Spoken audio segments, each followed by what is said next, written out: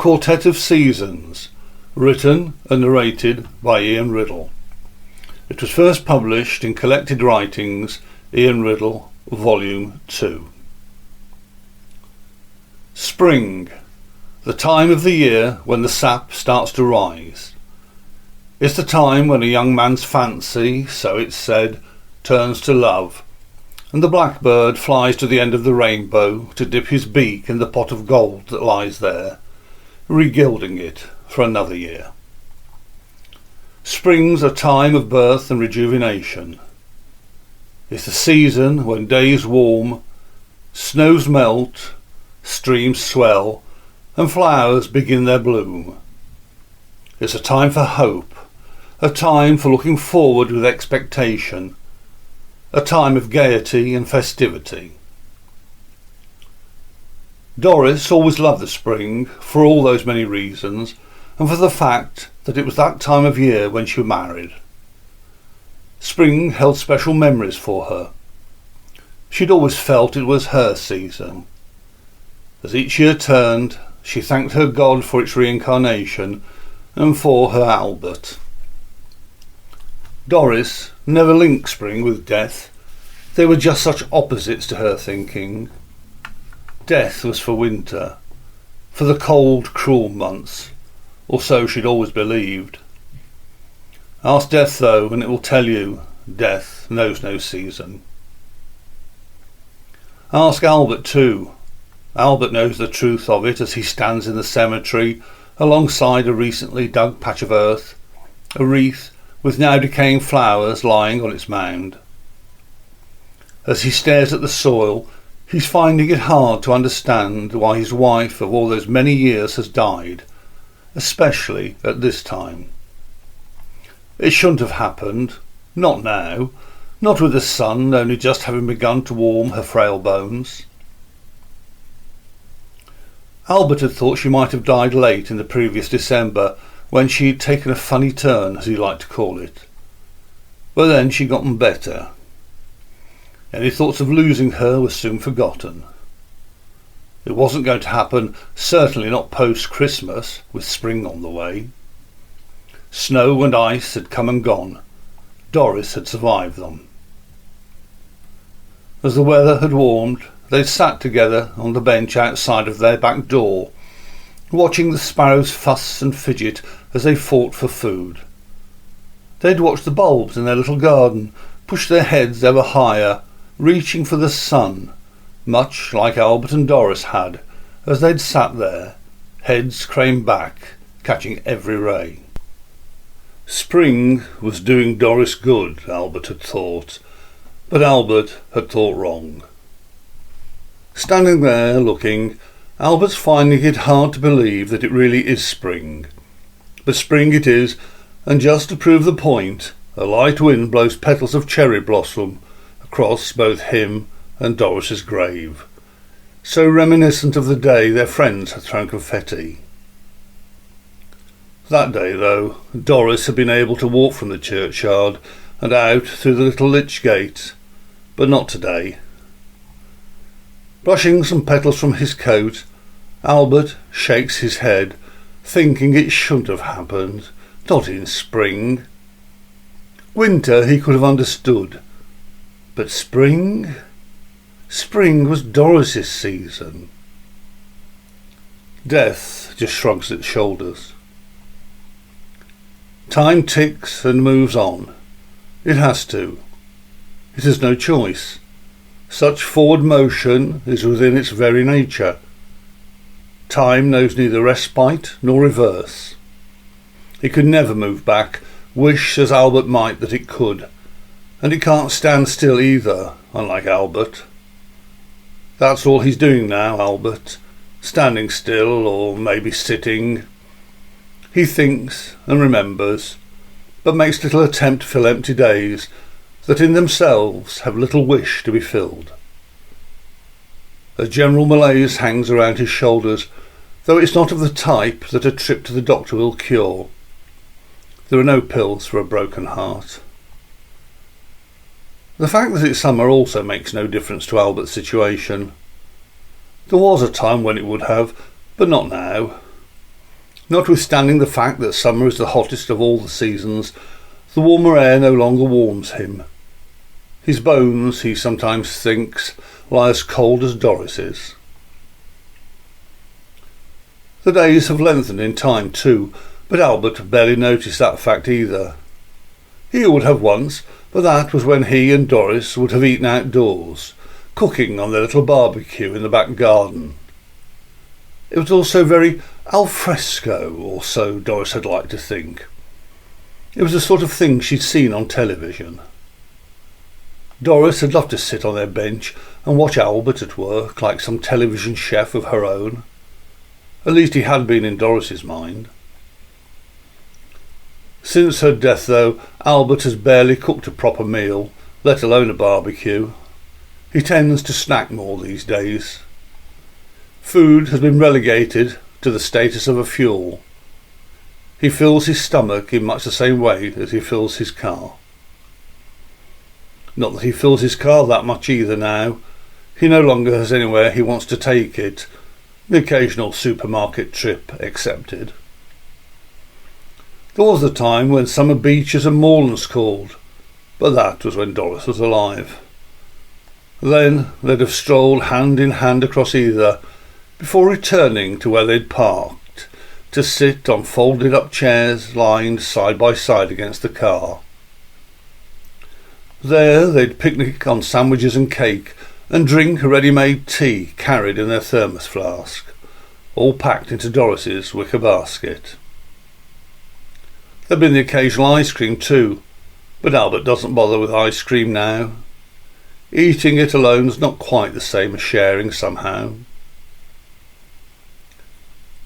Term time has ended, schools are closed for the long summer vacation. And childless themselves, Albert and Doris used to love to watch others' children as they played in the park, swung on swings, slid down slides, and generally made a lot of noise, burning an energy that Albert and Doris no longer sported. Watching the little ones playing was almost as good for them as having their own. But like so many of their old haunts, Albert hasn't been to the park either this year. As summer swings towards autumn, Albert's malaise is deepening with the days and preparing to morph. Autumn, the season of mists and mellow, of dewy cobwebs and abundance, is also the season when leaves are shed. The chill of winter is in prospect. Autumn's the season that separates the one before, when the year is at its prime, and the one to come, when prime will be but a memory, pages in a mental scrapbook. Albert detects that he too has passed his prime, and must now look forward to the inevitability of meeting death himself. He's increasingly seeing Doris's passing as a precursor for his own. The shortening of days isn't helping his situation either. Such thinking's making Albert turn increasingly inward. What had been a malaise is starting to turn into full-blown melancholia, but then autumn and melancholia have always been a couple. It's little wonder that it's become the favoured season of poets. If he were a poet himself, Albert could write a masterpiece at this moment. It wasn't for nothing that in the times past autumn was known as the unhealthy season. "I think we can be friends, Albert," whispers Melancholia, having crept surreptitiously in from the shadows where it's been lurking these past weeks. "We have a lot in common, you and I." Melancholia soon come to replace Doris as companion in Albert's life. Winter comes, and with it the dark and damp. They're in the air in equal proportion. Day has barely time to be before its night's turn again. It's the season of death, at least it had been in Doris's mind, just as spring had been her season of hope. Doris had been wrong in that, though. She might have been wrong about winter too. Despite the gloom, there is a glimmer of better things, if only for a short while. Christmas is trending. The sights and sounds of it surround Albert. There's a hustle and bustle that even he can't ignore as he walks along the high street. He notices that his footsteps are just that fraction of a bit lighter than they have been of late, and there's almost a smile on his lips, even if not in his heart. "I've tried telling you, Albert. There's always me," says Hope. Albert, smartly dressed in suit and overcoat, is heading towards the patisserie for afternoon tea. It was something he and Doris had used to do once in a while. It had been their little extravagance. Despite having qualms about going there without her, Albert had promised Doris, before she died, that it was a tradition he would keep alive, if only for her sake. And a promise is a promise, especially to Doris.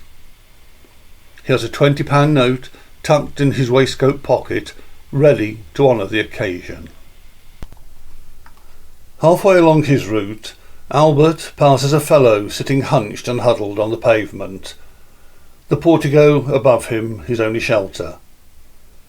The nearby doorway to the bank is the best he has to call home, and then only after the bank has closed for the night. Christmas will be just another cold, miserable, meaningless day to him.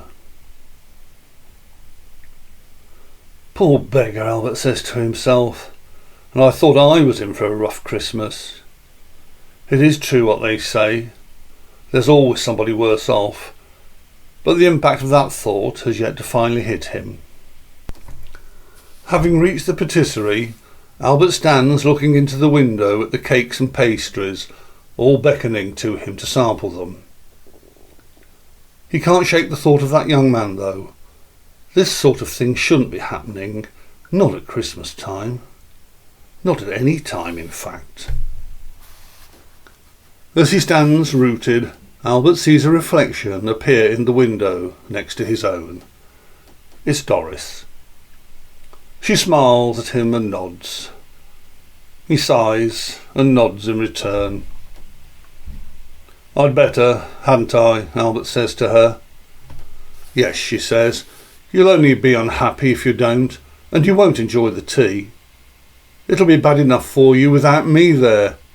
Having that young man on your conscience will only make it the worse."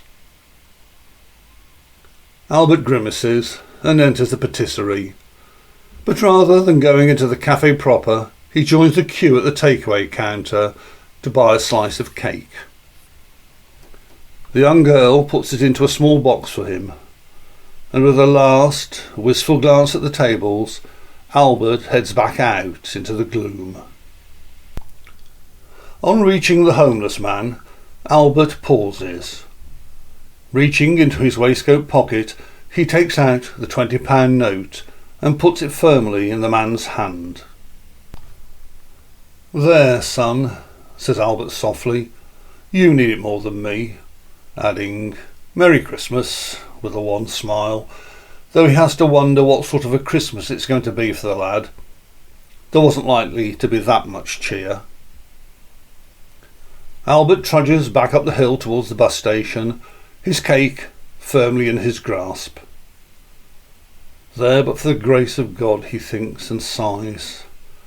At least I have a home to go back to, even if it is empty. "And a piece of cake," says Doris. "And a piece of cake," he mutters to himself as he looks down on his box. Poor beggar. Poor beggar. He doesn't even have a piece of cake. Sitting in the fug on the bus, Albert looks out of the window, staring at nothing in particular, pondering. Perhaps I might come back tomorrow. Buy the lad a hot sausage roll from the bakery opposite, he muses. He could do with something warm. I can visit the Christmas market too. We used to like to do that, Doris and me. I shall enjoy that. Remind me of old times. Yes, I'll come back tomorrow. And, as an afterthought, I'd better think about putting the decorations up as well. It'll make the old place a bit more cheerful, and she'll only be cross if I don't do it. He and Doris had always loved Christmas with an almost childlike intensity, he remembers. Hope smiles. I've always told you that I'm here for you, Albert. Melancholia, sensing the beginning of its end, begins to slink back into the shadows where it belongs.